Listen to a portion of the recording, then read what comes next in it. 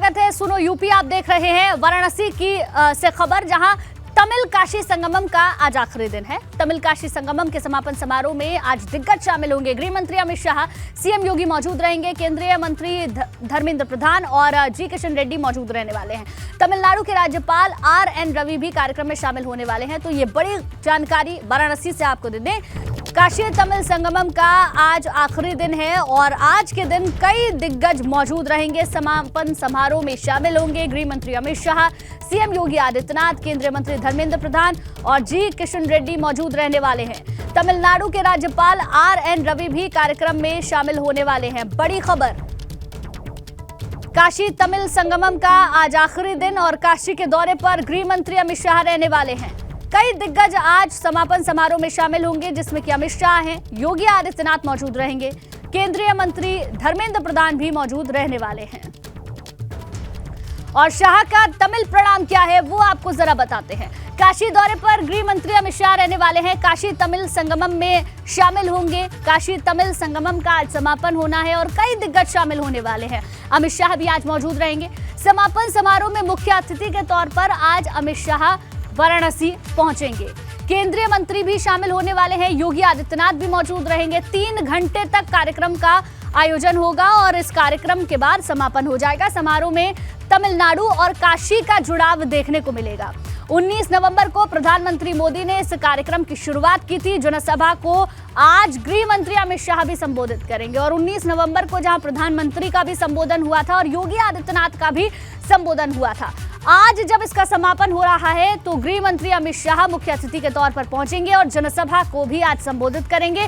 क्या कहते हैं ये देखने वाली बात होगी, लेकिन तमिलनाडु और काशी का जुड़ाव इस समारोह में, समापन समारोह में देखने को मिलेगा।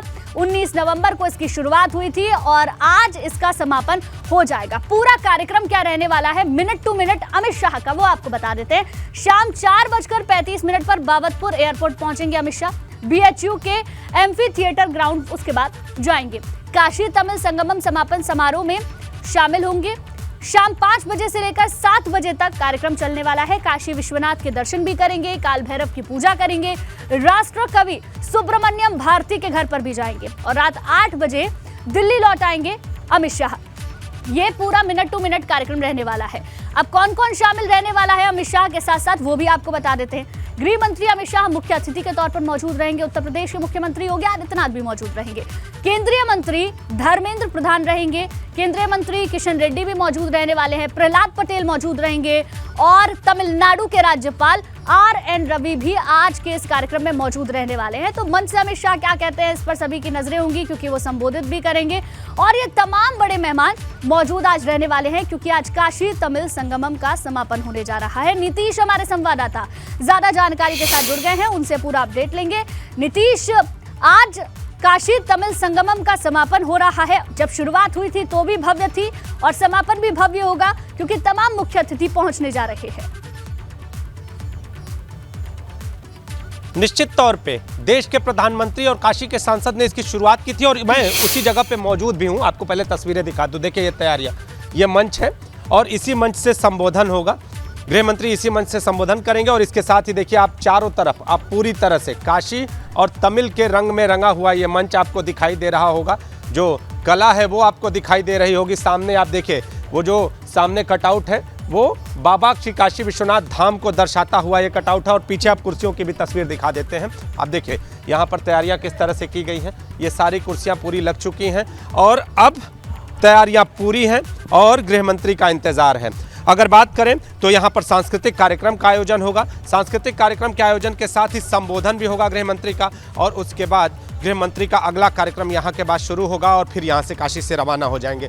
लेकिन BHU के एम्फी थिएटर मैदान में जिस तरह से 1 महीने तक ये कार्यक्रम चला है, इस पूरे कार्यक्रम का उद्देश्य न सिर्फ पर्यटन को बढ़ावा देना, बल्कि तमिल और काशी की जो कला है, जो संस्कृति है, उसको किस तरह से एक भाव में देखा जाए, इसको भी दिखाना है। तस्वीरें हम दिखाते चलें। आप देखिए पूरा एम्फी थिएटर मैदान बनारस और तमिल की जो सभ्यता है उसके रंग में रंगा हुआ। एक बार मैं फिर कहूँगा, जो सामने आप देखिए दो मंदिरों के कटआउट आपको दिखाई दे रहे होंगे सामने। अगर दूसरे कटआउट की बात करें तो वो तमिल का मंदिर, और इधर अगर बात करें तो बाबा श्री काशी विश्वनाथ धाम का मंदिर। और आपको बताएं कि यहाँ पर जिस तरह से तमिल से जुड़े हुए लोग ट्रेन से आते थे, आने के साथ ही यहाँ पर बाबा विश्वनाथ धाम में दर्शन करते थे, फिर यहाँ से प्रयागराज से फिर अयोध्या। और इसके साथ ही खास तौर पे जो हस्तकला से जुड़ी हुई जो चीज़ें तमिल के लोग यहाँ पर आके उनके स्टॉल लगा के ये सारी चीज़ें दिखाते थे कि किस तरह से काष्ठ कला और अन्य जो कलाएं हैं वो किस तरह से काशी की जो हस्तशिल्प की जो कला है उससे मिलती जुलती है। तो आने वाले दिनों में, चूँकि बनारस में तमिल लोगों का आना कोई नई बात नहीं है, पहले से भी तमिल से जुड़े हुए लोग यहाँ पर आते थे, लेकिन कोई इस तरह से क्या एकरूपता है, क्या समानता है, ये सारी चीज़ें पूरी तरह से आम जनता तक समझ में आ जाए, आम जनता इसको पूरी तरह से समझ ले, जान ले कि किस तरह से तमिल और काशी की जो सभ्यता है, किस तरह से संस्कृति है वो एक है, इसको जान ले। इस कार्यक्रम का उद्देश्य ये था। इसके साथ ही रामेश्वरम का भी जिक्र हुआ था और बाबा काशी विश्वनाथ का भी जिक्र हुआ था। आज क्या कहते हैं नीतीश, गृह मंत्री अमित शाह क्योंकि मुख्य अतिथि के तौर पर मौजूद रहने वाले हैं, देखने वाली बात होगी। बहुत बहुत शुक्रिया तस्वीरों के लिए और पूरी जानकारी देने के लिए। आगे बढ़ते हैं, वाराणसी से ही खबर। आज निकाय चुनाव को लेकर भाजपा की बड़ी बैठक हो सकती है। भाजपा प्रदेश अध्यक्ष भूपेंद्र चौधरी वाराणसी जाएंगे। महामंत्री संगठन धर्मपाल सैनी भी वाराणसी पहुंचेंगे। गृह मंत्री अमित शाह और सीएम योगी आदित्यनाथ भी बनारस में ही मौजूद रहेंगे। पदाधिकारियों के साथ मेयर की उम्मीदवार को लेकर चर्चा हो सकती है। तो ये बड़ी खबर आपको बता दें, आज निकाय चुनाव को लेकर भाजपा की बैठक हो सकती है।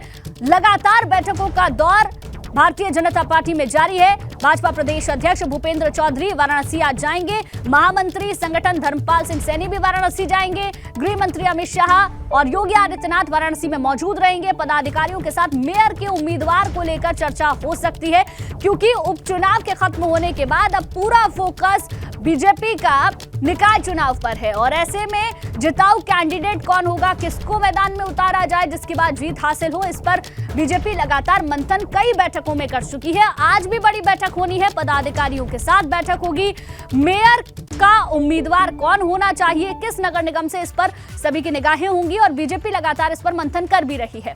निकाय की था आज शाह लेंगे, वो कैसे आपको बताते हैं। निकाय चुनाव को लेकर आज चर्चा हो सकती है, पदाधिकारियों के साथ बैठक होगी। जनसभा को भी अमित शाह संबोधित करेंगे। पूर्वांचल की सियासी नब्ज को समझने की कोशिश यहां पर गृह मंत्री अमित शाह करेंगे। मेयर का चेहरा तय हो सकता है, निकाय चुनाव के उम्मीदवारों पर चर्चा हो सकती है और 2024 के लिए जिस तरीके से पहले से ही बीजेपी जुटी हुई है, 80 सीटों को जीतने का दावा कर रही है, उन 80 सीटों पर मंथन भी हो सकता है।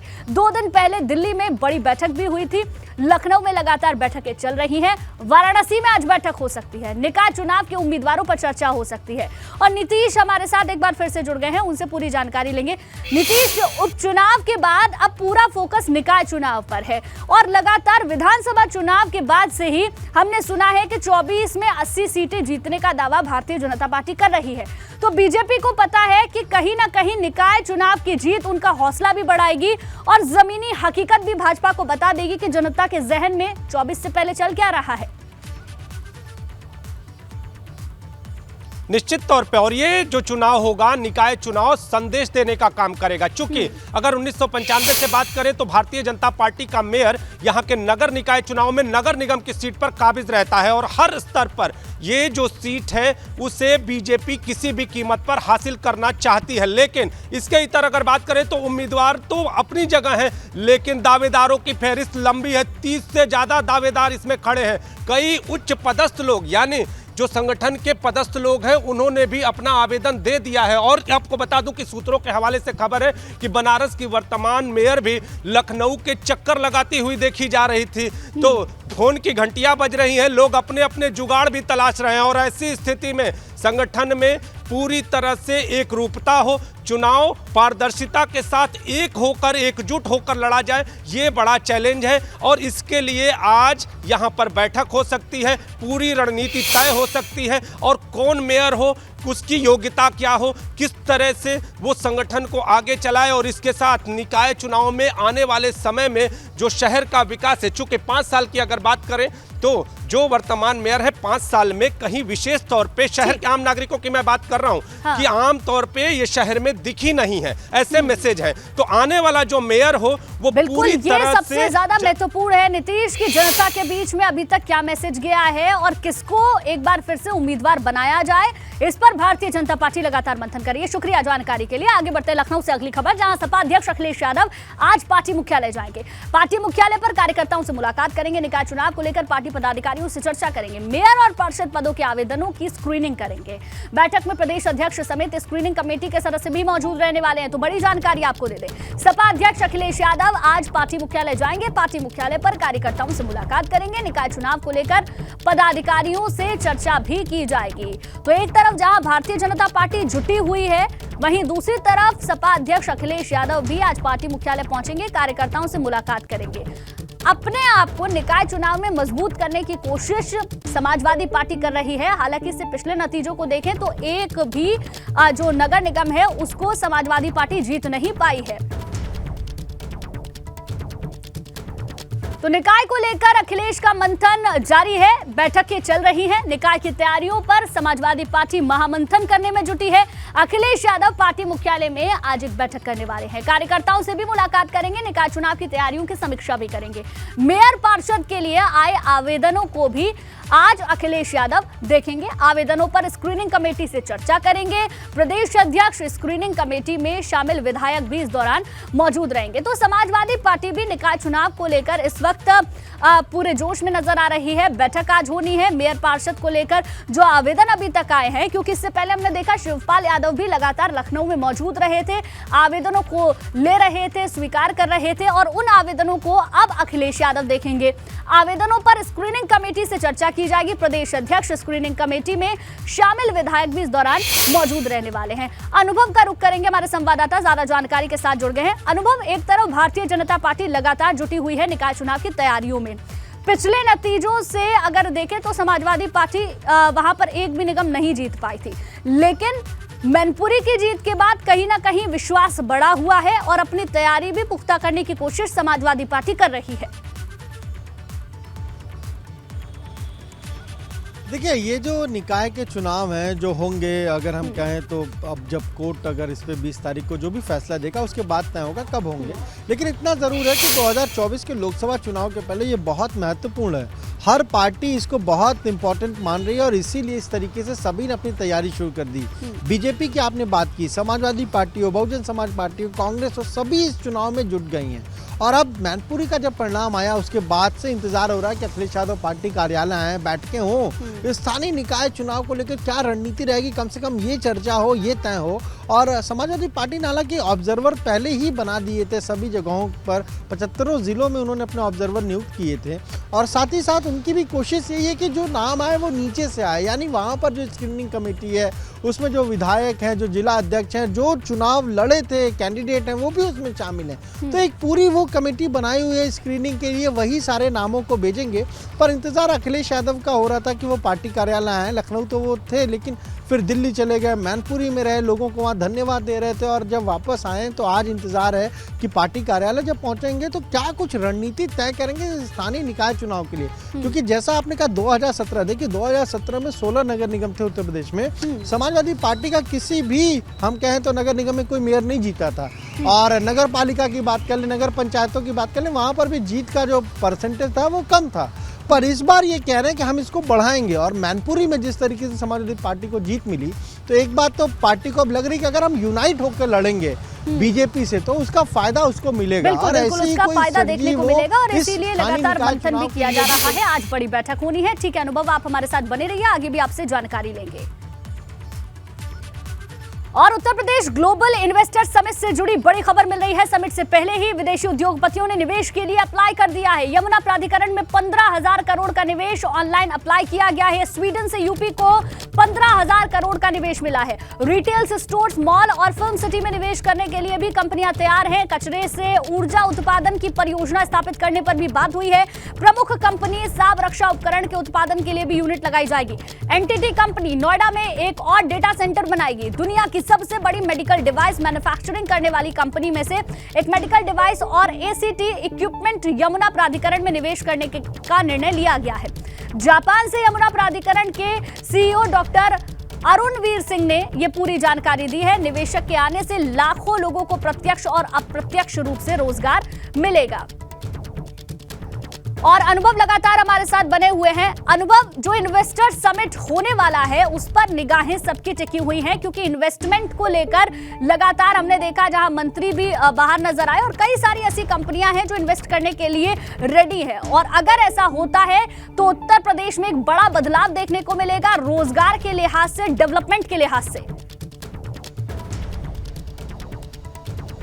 हाँ देखिए, क्योंकि उत्तर प्रदेश की योगी सरकार का फोकस ही यूपी को विकास के पथ पर आगे ले जाने का है। $1 ट्रिलियन इकोनॉमी बनाने की तैयारी, यानी 10 लाख करोड़ कैसे आए उत्तर प्रदेश में, ये तैयारी। और ये जो ग्लोबल इन्वेस्टर समिट है इसका तो लक्ष्य यही है कि 10 लाख करोड़ का निवेश यूपी में कैसे आए। इसीलिए आप देखिए सरकार के तमाम मंत्री विदेश के दौरे पर हैं, वहाँ रोड शो कर रहे हैं। और कुछ लोगों से हमारी बात हुई, वो कह रहे हैं यहाँ पर -11 डिग्री टेम्परेचर है, माइनस कहीं पर 20 डिग्री टेम्परेचर हो गया, लेकिन उसके बावजूद भी बैठकें लगातार जारी है। अब स्वीडन की आपने बात कही, वहाँ बहुत दुनिया भर में जानी जाती है शार्प कंपनी जो है, जो इक्विपमेंट बनाती है, हथियार बनाती है, तो वहाँ आगे बढ़ रही है। अब देखने वाली बात ये होगी कि कितना इन्वेस्टमेंट हो पाता है, क्योंकि टारगेट बड़ा है। शुक्रिया पूरी जानकारी के लिए। कानपुर से बड़ी खबर, जहां साइकिल की गद्दी बनाने वाली फैक्ट्री में भीषण आग लग गई है। आग की चपेट में आकर नाइट ड्यूटी कर रहे कई कर्मचारी झुलस गए हैं। बड़ी खबर आपको बता दें, साइकिल की गद्दी बनाने वाली फैक्ट्री फजलगंज थाना क्षेत्र में है। आग लगने से बगल की फैक्ट्री में हड़कंप मचा है। सूचना पाकर मौके पर फायर ब्रिगेड की टीम ने आग पर काबू पा लिया है।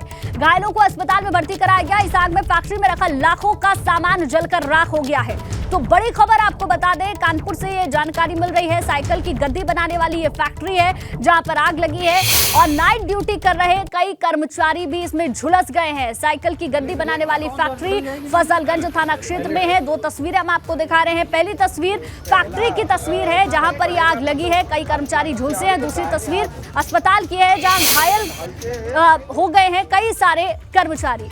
आगे बढ़ते हैं, बरेली से अगली खबर, जहां टीका लगने के बाद बच्ची की मौत की जानकारी मिल रही है। 4 महीने की बच्ची को खलीलपुर स्वास्थ्य केंद्र पर टीका लगाया गया था। इलाज के दौरान बच्ची की मौत के बाद परिजनों ने स्वास्थ्य विभाग के कर्मचारियों पर लापरवाही का आरोप लगाया है। तो ये बड़ी जानकारी आपको दे दें, 4 महीने की बच्ची है जिसकी मौत हुई है।